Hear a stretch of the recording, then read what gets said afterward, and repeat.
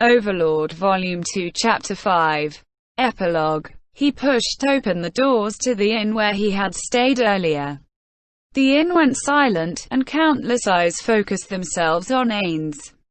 This time, nobody obstructed him, and he came before the innkeeper. The eyes of the innkeeper and the inn's patrons were all drawn to the metal plate around Ains's neck.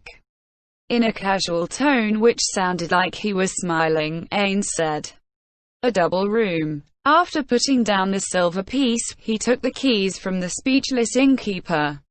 And so, Ains entered his room, where he dispelled his magic and resumed his true face. The mithril plate around his neck clinked loudly against the Nemean lion pendant. He had explained his part in last night's activities in the graveyard, and had been awarded that metal plate.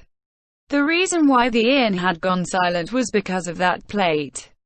A man who had been a copper plate adventurer several days ago had now risen quickly through the ranks when they saw him again. This was beyond their ability to comprehend. Their honest reaction filled Ains with a sense of superiority, as well as dissatisfaction. In his heart, he had been hoping to be promoted all the way to Orichalcum rank, but he had only managed the rank before that. What would they have done if he had really obtained an Orichalcum plate? Still, this was not an entirely impossible feat. Only a small amount of people knew about this matter. However, when he narrated the events at the guild, Ains's accomplishments were truly unbelievable.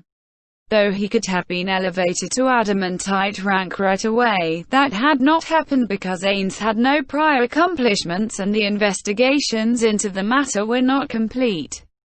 Therefore, the guild had decided to be prudent about this. In other words, the guild already thought of Ains as an equal to the two adamantite-ranked adventurer parties in the kingdom. In addition, as time went by, the story of the battle in the graveyard, as well as the great name of Ainsmorn, would certainly spread throughout the city. This was because the fleeing guards talked about the exploits of Ains. The plan had gone so smoothly that Ains could not help but smile. No, it had not gone smoothly. It had gone perfectly. Ains flicked the mithril plate with a finger, and then Narberil asked the question in her heart. "May I ask how we should deal with those two? They said they would contact us about the appropriate remuneration." Narberil was referring to Enephiria and Lizzie Beria, the two herbalists. Ains had already decided how to deal with them. Lizzie said she would pay everything she had. Therefore, I will have her bring her grandson to Kugane village. She will make potions for me, no, for the great tomb of Nazarick. There are people who can make potions in Nazarick as well. Why must you specially engage these lower life forms, penis fishes, to do so as well? It's because I want a new source of power. Narberil stared dumbfoundedly and did not respond, so Ains continued. I have considered that potion ingredients might run dry, so it is necessary to develop potion-making methods other than those of YGGDRASIL. In addition, we might be able to combine the methods of this world and YGGDRASIL, thus opening up a new avenue of power for us. After all, we might have already fallen behind by 600 years. Of course, we'll need to sternly warn her not to spread the means of making those potions. But looking at her, it seems that won't be a problem. Ains recalled Lizzie's reaction when he brought Enephiria back to her. He had already healed Enephiria's eyes, but he was still only semi-conscious due to the tremendous shock he had received. Even so, when Lizzie learned that her grandson's life was no longer in danger, she wept copiously, and swore that she would pay Ains what she had promised. Let's leave Lizzie aside for now. There's something more important to take care of. WashOurWorldAudio.com. Ains cast the message spell and contacted Albedo. He had received Entuma's message earlier, but since he was not free to talk earlier, Ains could only tell her not to worry too much about things. After that, he had been far too busy to talk.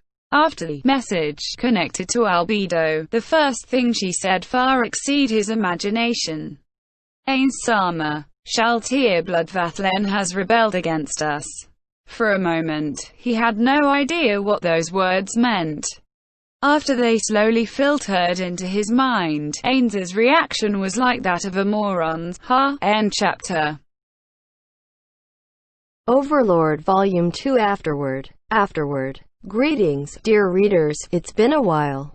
This is Maruyama Kugane. I have a small tale to tell from when I was redoing the battle scenes. When I was acting out the movements in real life, I accidentally knocked over a cup full of café au lait with my left hand. I almost cried when the coffee-colored liquid sprayed everywhere. Though my bed was slightly stained, it was not a large patch, and the manuscript was unharmed, so I guess it was not that bad. If any of you readers are interested, you can try looking for the scene where I spilled my café au lait. It is the scene which smells of milk. Amidst all of these trials and tribulations was born Overlord 2, Warrior of Darkness. I would be glad if you enjoyed it. I trust you can recommend this story to those people who are tired of the cliché of saving the damsel in distress. Since men and women are equal, then saving a male character should be fine, right? Although the protagonist always thinks of his own gain in everything he does, it would please me if you enjoyed a character like him who is motivated by self-interest. Then, I will express my thanks next. First, thank you to Sobin-sama, who drew the beautiful illustration for this book as well. The final product was more exciting than imagined, and thanks to the art, I redid some of the battle scenes.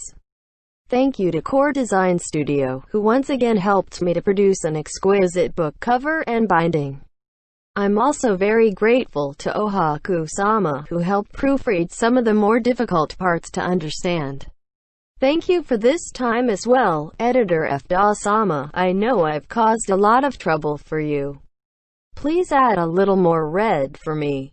No, I know it's better not to have it. Also, to my university friend Honey, thanks for this time too.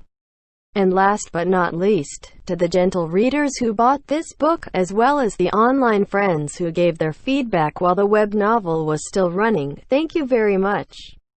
Your remarks have always been a source of motivation for me. Then, the next volume.